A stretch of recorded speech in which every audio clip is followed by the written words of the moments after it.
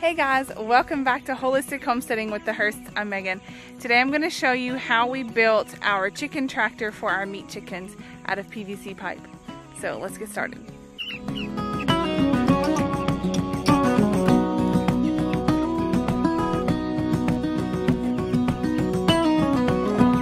It didn't take more than a second for you to turn the whole world upside. So we ordered meat chickens several months ago and had them prepared for delivery for the middle of August. And we plan on butchering in October when they're 8 weeks old.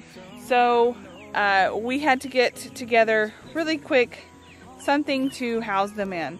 We've done meat chickens before, but it just didn't really go the best. And we also doubled our meat chickens. We had 50 before, now we have 100. So I saw a video, and I will put the link to the YouTube channel below that I saw their video, but they had built their chicken tractor out of PVC pipe.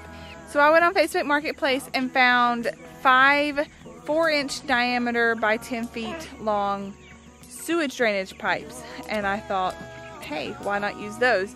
So it was $30 for 5 of them. My original plan was to use PVC pipe on the bottom and wood on top, and we kind of did our research and we're trying to think about how we were going to do that, and it just seemed to work out better by using all PVC pipe.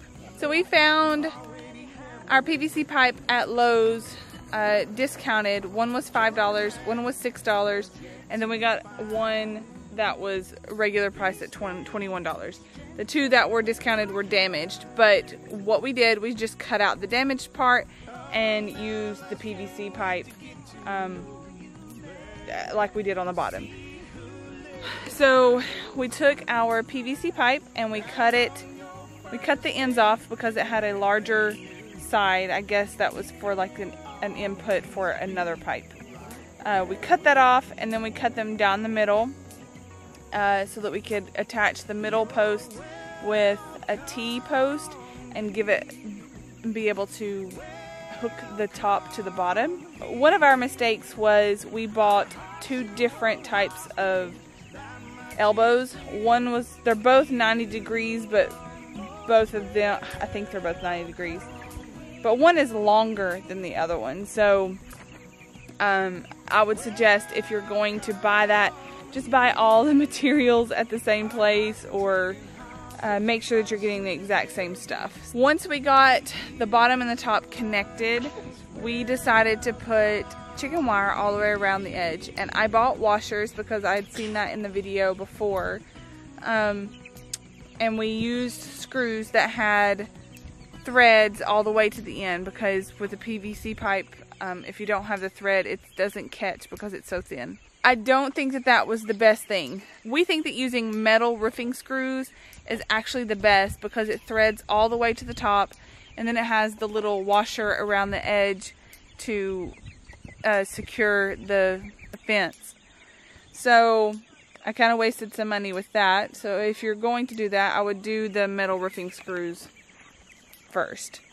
We do have some pallet boards because we ran out of the washers, and before we figured out that the roofing screws worked the best, we were using pallet boards to secure the chicken wire to the PVC. So it's kind of like a mesh of things. We also used conduit piping on the corners. We figured out that we could not drill directly into the connecting corners because it broke. So we ended up using a 1-inch paddle bit, drilling into the PVC drainage pipe and connecting our conduit in the top and the bottom so that we could have some more support. Hindsight, I would have just bought the corner connectors that actually has the insert for more piping so that the corners could have been a little bit more secure, but this works. After we got the chicken wire on, we decided to put the metal roof on.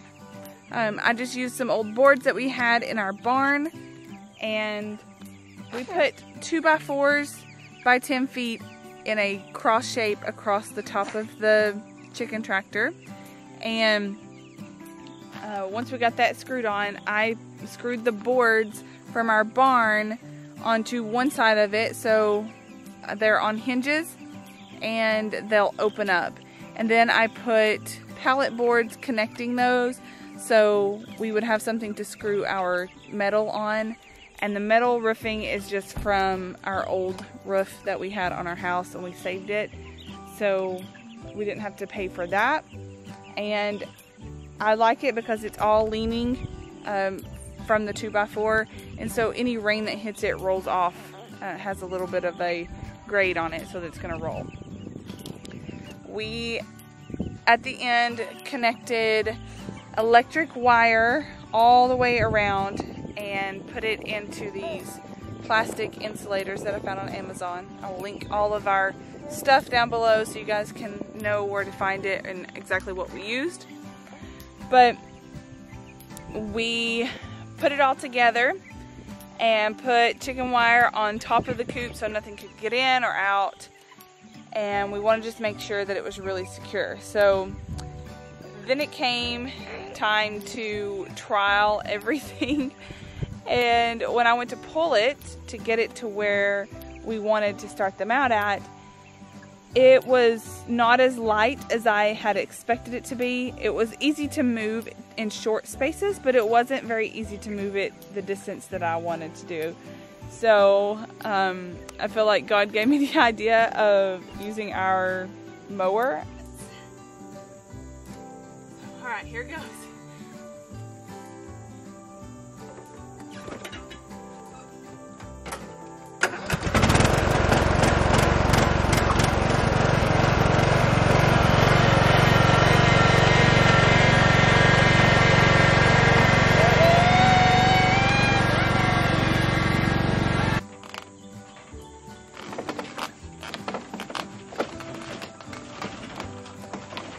Okay, now, back on the mower, because this has been my coolest idea all day.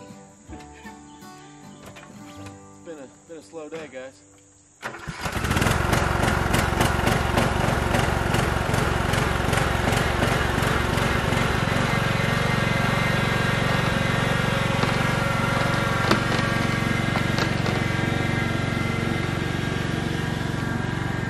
Redneck Championship. I had never used it for that before, and God just put that idea in my head, and I was so thankful because by the end of that day I was just exhausted and ready to be done with it. The mower got it to where we wanted it to be. We hooked it up and tested the electric to see how hot it was. Okay, it's hooked up. Now, what's the tester say? Don't shock yourself. 8,000. Woohoo! Records are broken. And it was at 8,000 joules, which is really hot, which is great. And then we trialed we only trialed half of our birds in there the first night because we wanted to make sure that, you know, if it wasn't extremely safe, we didn't want to lose all of our birds at one time. So we did our 50 birds and they survived. So we went ahead and added the rest. And now we have a great setup for our meat chickens. We move them once a day, feed them. We have their waterers hooked up and they're on PVC pipes in the corners, just hanging there. So it keeps them cleaner and keeps the birds from spilling it. And they have shade from the tin, the metal roof, as well as sun exposure on the other side. So they can decide where they want to be, in the sun or in the shade, depending on if they're hot or cold. We put some grit from our creek, just small stones in there, and we move it with a rope once a day. So this seems to be working out really good for us. We are about 4 weeks out now from butchering, and this has been probably one of the easiest ways of moving our birds. So I hope that you guys found this informative and that you guys will tag me in your PVC pipe chicken tractor builds if you decide to do this.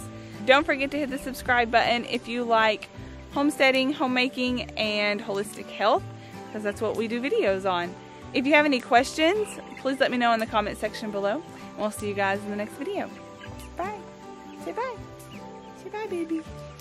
Say bye-bye.